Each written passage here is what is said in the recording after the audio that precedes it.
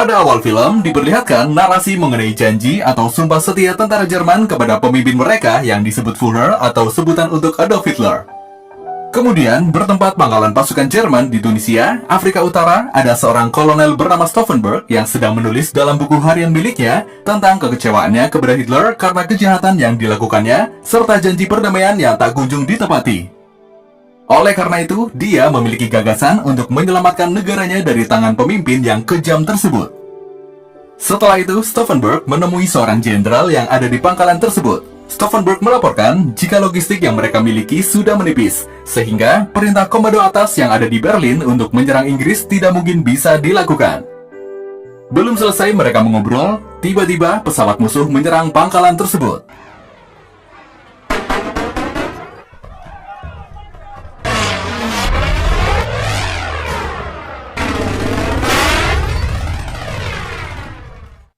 Akibat serangan tersebut, membuat banyak tentara Jerman yang gugur. Namun, beruntung nyawa Stauffenberg masih dapat diselamatkan. Stauffenberg lantas dilarikan ke rumah sakit pusat tentara Jerman untuk mendapat perawatan. Istri Stauffenberg dengan setia mendampingi suaminya yang harus kehilangan jari kelingking dan jari manis, serta tangan kanan diamputasi dan salah satu matanya tidak berfungsi akibat serangan tersebut. Kemudian pada tanggal 13 Maret 1943, Hitler beserta jajaran berkunjung ke pangkalan Jerman di wilayah timur Rusia.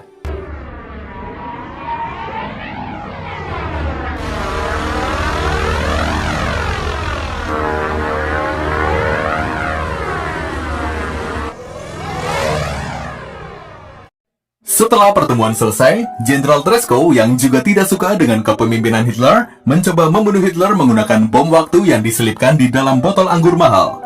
Botol itu lalu dititipkan kepada Kolonel Brett yang pada saat itu mengawal Hitler. Setelah itu, Treschow menunggu kabar Hitler meledak di pesawat. Namun, sekian lama menunggu, tidak kunjung ada kabar, dan Hitler berhasil mendarat dan bom tidak meledak. Hal itu karena tempat penyimpanannya terlalu dingin, sehingga pemicu ledakan yang berbahan kimia cair membeku. Oleh karena itu, sebelum aksinya ketahuan, Treschow langsung berangkat ke Rusia untuk mengambil bom tersebut, dengan dalih salah memberikan botol. Setelah sampai di Rusia, Treschow langsung menemui Brett. Dalam pertemuan itu, Brett menyatakan jika beberapa pengkhianat baru saja ditangkap, tapi Treschow tetap berusaha tenang sehingga mereka tidak ada yang curiga dengan aksi yang dilakukannya.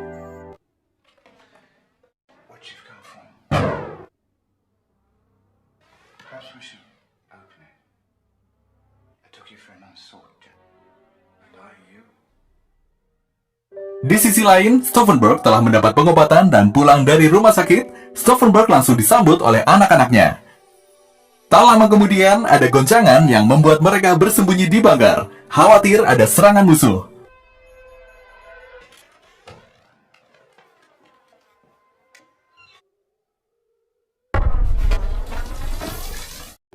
Di sela mereka bersembunyi, tiba-tiba piringan hitam milik mereka berbunyi dan memutar lagu yang menginspirasi Stauffenberg melakukan operasi Valkyrie. Lalu di sebuah gereja, Stauffenberg didatangi oleh Jenderal Olbricht. Jenderal itu mengundang Stauffenberg untuk menghadiri pertemuan para perwira yang berencana untuk membunuh Hitler.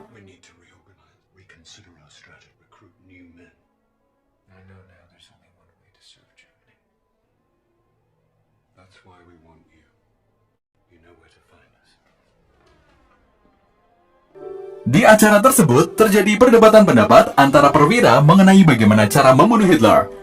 Beberapa dari mereka ingin menyerang secara langsung dan sisanya berpendapat untuk membiarkan Hitler mati di tangan musuh yang sudah semakin mendekat. Lalu, Stauffenberg menyela dan menanyakan apa yang selanjutnya dilakukan setelah Hitler meninggal. Bukankah perang akan terus berlanjut walaupun Hitler sudah tewas, jika tidak ada yang mengambil alih kekuasaan setelahnya? Selanjutnya, beberapa waktu kemudian pertemuan kembali dilakukan. Pada kesempatan itu, Stauffenberg mengemukakan idenya untuk mengkudeta Hitler menggunakan operasi Valkyrie, yaitu operasi darurat yang berisi perintah menggerakkan pasukan cadangan untuk mengamankan pemerintahan dari para pengganggu. Namun hal itu tidaklah mudah, karena banyak loyalis Hitler yang militan, belum lagi ada SS atau tentara partai Nazi yang siap mengamankan dan menjaga Hitler dari segala ancaman. Atau bahkan SS juga bisa melakukan kudeta jika operasi Valkyrie dijalankan. Lalu Stauffenberg melanjutkan idenya di mana dia berencana untuk membunuh Hitler lalu memfitnah SS dengan menyatakan jika SS akan merebut kursi pemerintahan. Dengan demikian, apabila fitnah ini berhasil, maka Stauffenberg dan kelompoknya bisa mengambil alih pemerintahan, sehingga peperangan bisa dihentikan atau setidaknya ada gencatan senjata.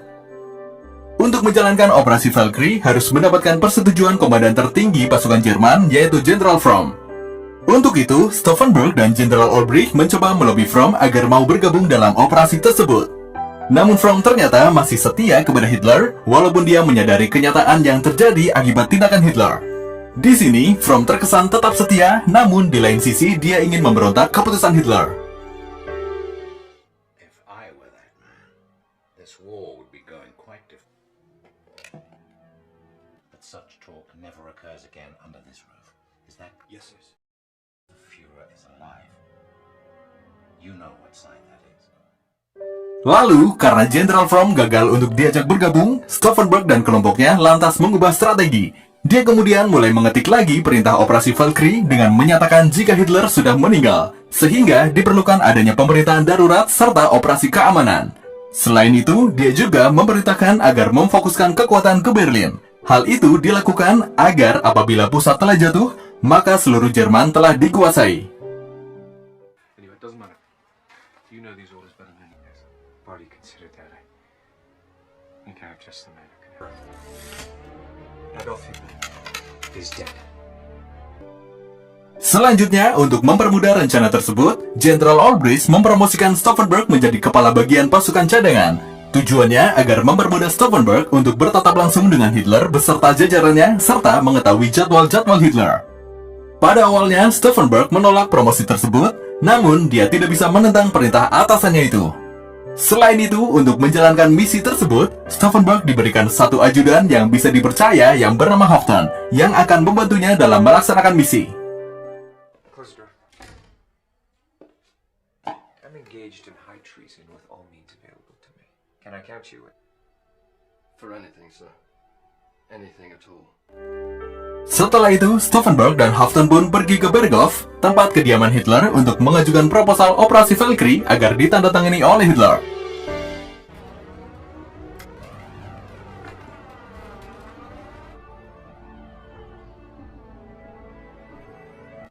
Sesampainya di sana, ajudan Hitler yaitu Kolonel Brett akan memeriksa semua berkas dari proposal itu.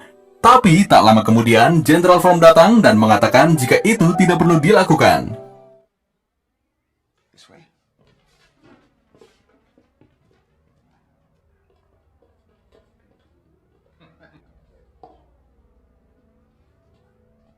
Kemudian di hadapan Hitler, Jenderal Fromm mengenalkan Kolonel Stauffenberg. Melihat kondisi yang dialami oleh Stauffenberg, Hitler merasa kagum dengan perjuangan dan pengorbanan yang telah dilakukan untuk Jerman. Mereka pun melakukan beberapa obrolan. Dalam kesempatan itu, Hitler juga menyatakan jika operasi Valkyrie merupakan operasi yang sangat penting. Lalu, tanpa diduga, Hitler langsung menandatangani proposal tersebut tanpa memeriksa secara detail. The Valkyrie, handmaidens of the god.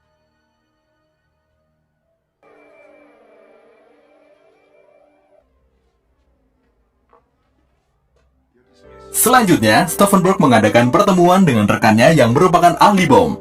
Rekannya mengajari Stauffenberg bagaimana cara merakit bom serta efek yang ditimbulkan.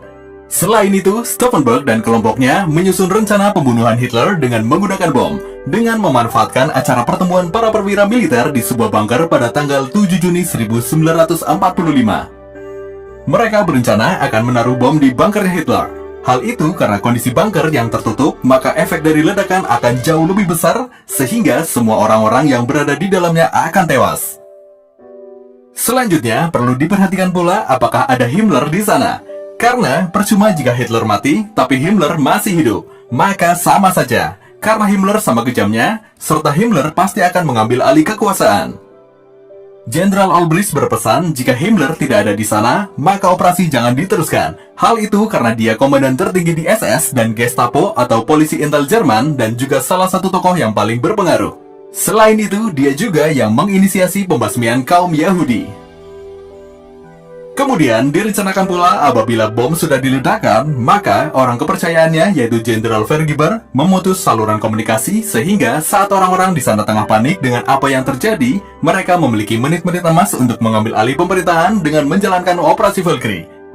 Mereka juga akan melakukan operasi penangkapan kepada anggota SS dan para loyalis Hitler agar rencana mereka berjalan mulus, yakni melakukan gencatan senjata dalam Perang Dunia Kedua sehingga dataran Eropa serta orang-orang yang masih bisa diselamatkan. Sebelum menjalankan rencana, istri dan anak-anak Stauffenberg diungsikan ke sebuah kota Bamberg yang jaraknya 400 km sebelah selatan Berlin. Hal itu dilakukan apabila misinya gagal, Stauffenberg pasti ditangkap. Sementara anak dan istrinya tidak akan terlacak oleh pasukan Nazi. Selanjutnya, operasi itu diawali dengan Olbrich yang mengeluarkan perintah siap siaga bagi pasukan cadangan tanpa diberitahu tujuannya.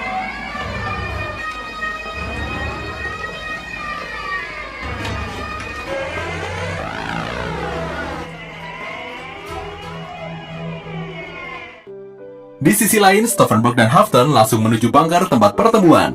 Di sana sudah hadir para petinggi yang lain, tanpa Fromm memasang wajah penuh curiga, namun tidak berbuat apa-apa. Akhirnya, Hitler pun masuk ke ruangan, namun Himmler tidak bersamanya. Oleh karena itu, Stauffenberg segera keluar untuk mengabari kelompoknya. Ludwig yang mendengar kabar itu mengabarkan kepada teman-temannya jika misi dibatalkan. Namun demikian, Olbrich yang mendengar kabar itu justru menyampaikan perintah yang sebaliknya kepada Stauffenberg untuk melanjutkan misi.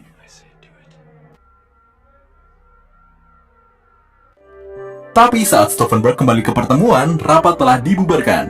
Maka misi pun akhirnya gagal. Karena hal itu, pasukan cadangan yang telah bersiaga dibubarkan dengan alasan hanya latihan.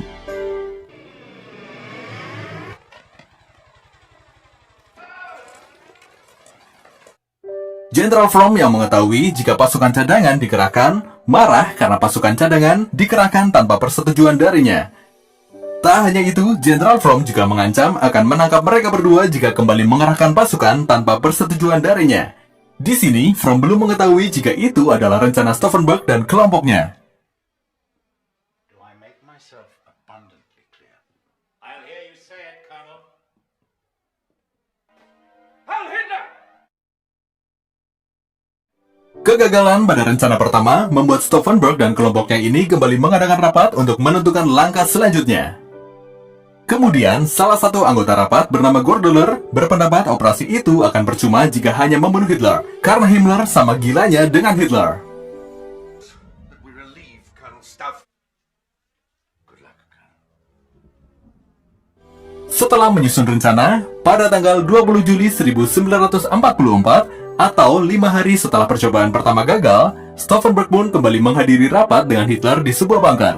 Namun, karena di dalam bunker dirasa terlalu panas, maka pertemuan dipindah ke gedung konferensi. Hal tersebut tentu membuyarkan rencana mereka karena efek ledakan yang ditimbulkan tidak sesuai rencana. Kemudian, sebelum masuk ke ruangan rapat, Stauffenberg izin untuk mengganti pakaiannya yang terkena noda darah saat bercukur. Namun sebenarnya, dia dan ajudannya tengah mempersiapkan bom.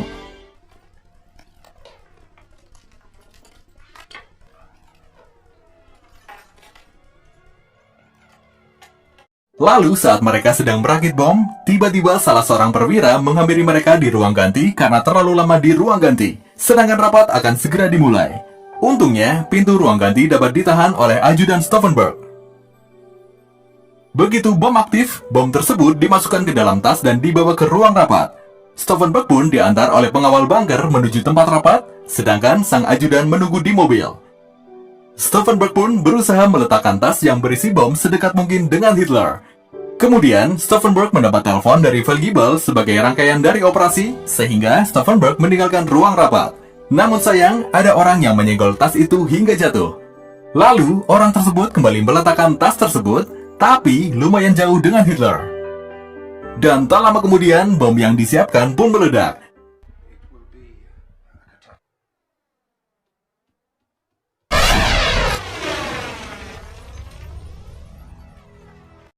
Lalu, tepat setelah bom meledak, semua orang kocar-kacir mengkhawatirkan kondisi Hitler. Di tengah kondisi genting itu, Velgibel lantas memerintahkan anak buahnya untuk memutus semua saluran komunikasi. Sementara itu, Stauffenberg segera meninggalkan lokasi dengan alasan mendapatkan perintah mendesak dari Hitler. Stauffenberg memerintahkan supir yang ada di situ untuk segera mengantarkannya ke lapangan udara.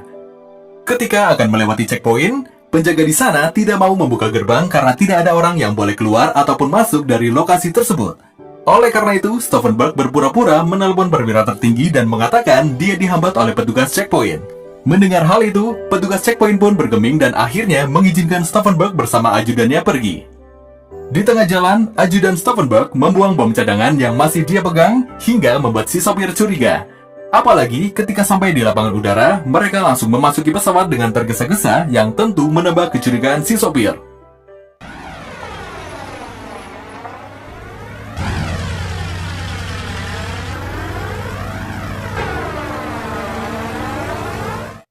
Namun demikian, Jenderal Olbricht masih ragu menjalankan operasi Valkyrie karena belum mendapatkan kabar dari Stauffenberg apakah Hitler telah mati atau belum. Salah satu anggota kelompok yang ingin Hitler meninggal bernama Quinhem lantas mengambil inisiatif untuk menuliskan perintah untuk kembali mensiagakan pasukan cadangan.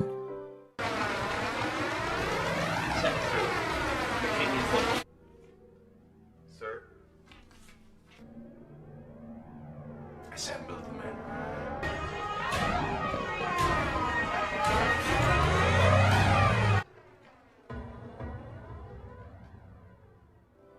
3 jam kemudian, Stauffenberg yang baru tiba di Berlin heran mengapa operasi Valkyrie belum juga dijalankan. Oleh karena itu, dia langsung menghubungi Olbricht dan dia pun marah karena Olbricht belum mengeluarkan perintah operasi Valkyrie. Hal itu tentu membuat mereka kehilangan momentum, dan nyawa mereka pun akan terancam jika operasi Valkyrie tidak segera dijalankan. Akhirnya, operasi Valkyrie pun dijalankan walaupun sudah terlambat. Olbricht lalu menghubungi pusat komunikasi untuk disampaikan kepada komandan pasukan cadangan, serta mengabarkan bahwa Adolf Hitler telah tewas. Selain itu, SS tengah berusaha mengambil alih pemerintahan sehingga operasi harus dilaksanakan. Adolf Hitler is dead. Welcome.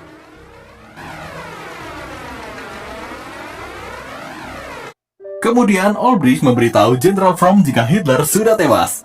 Namun, Jenderal Fromm tidak percaya, sehingga dia menanyakan kabar itu pada Jenderal Keitel yang bersama dengan Hitler. Tapi anehnya, telepon masih dapat tersambung padahal saluran komunikasi sudah diputus. Keitel pun mengatakan jika berita mengenai Hitler sudah tewas adalah berita bohong atau hoax, karena saat itu Hitler baik-baik saja. Lalu Keitel juga menanyakan di mana keberadaan Stauffenberg. Rupanya, Keitel sudah mengetahui Stauffenberg lah pelakunya, kemungkinan dari sopir yang mengantar Stauffenberg, yang curiga melihat gerak-geriknya.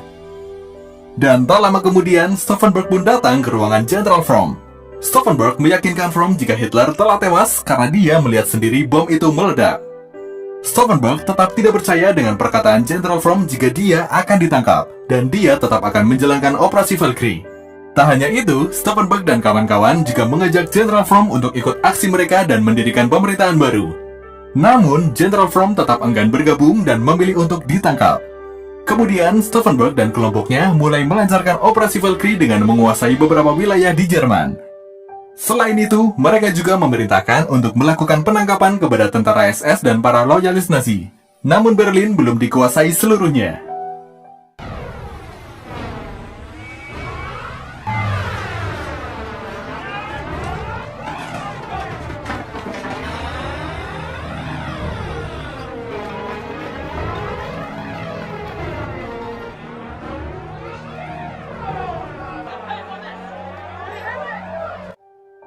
Di sisi lain terjadi kebingungan di kantor komunikasi karena masuknya dua perintah yang ditujukan kepada komandan pasukan cadangan, yakni perintah dari markas Hitler yang memerintahkan penangkapan Stauffenberg dan yang satunya lagi perintah dari Stauffenberg untuk melakukan penangkapan pada Joseph Goebbels, menteri propaganda terbaik Nazi.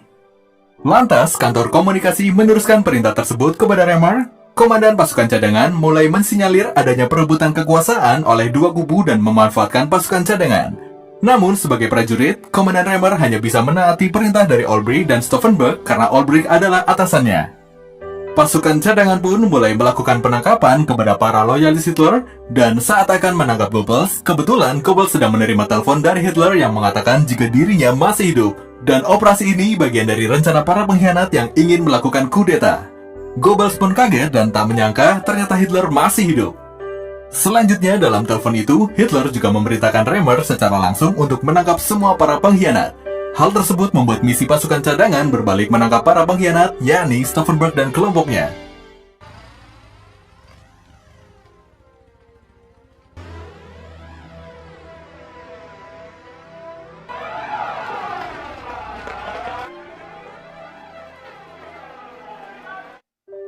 Di sisi lain, Stauffenberg dan kelompoknya mulai pasrah dengan keadaan di situasi genting tersebut. Sebelum pasukan cadangan menangkap mereka, Stauffenberg memerintahkan semua koleganya yang terlibat dalam rencana tersebut untuk kabur menghindari penangkapan. Lalu pada tanggal 21 Juli 1944 dini hari, Komandan Reimer dan para pasukannya menangkap satu persatu para pengkhianat. Stauffenberg dan kawan-kawan yang sudah terpojok hanya bisa pasrah.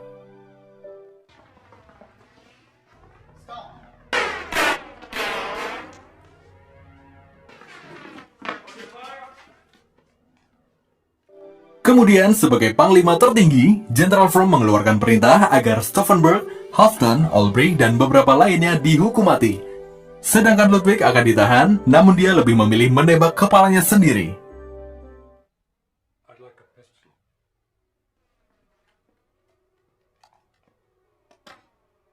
You knew it did nothing. He was guilty. Lalu, satu persatu mereka dieksekusi termasuk Feldgiebel, si pemutus komunikasi, namun berbeda dengan Tresco, dia lebih memilih bunuh diri daripada harus malu ditangkap dan dihukum mati. Sebelum ditembak mati, Hauptmann dan Olbrich memberikan penghormatan terakhirnya. Kemudian kini tinggal Stauffenberg yang ditembak mati seperti yang lainnya.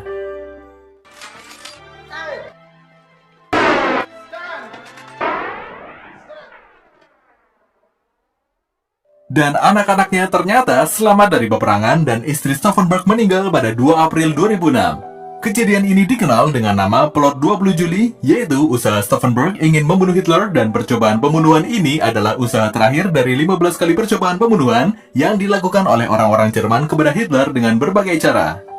Selanjutnya, pada tanggal 30 April 1945 atau 9 bulan setelah kejadian itu, pasukan merah Rusia berhasil mengepung Berlin.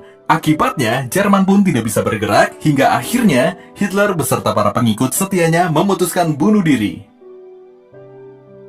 Seperti itulah kisah tentang usaha pengkhianatan para perwira Jerman yang ingin membunuh Adolf Hitler dengan mengadakan sebuah operasi perebutan kekuasaan yang dikenal dengan nama Plot 20 Juli, dan operasi itu dimotori oleh seorang kolonel yang bernyali sangat tinggi.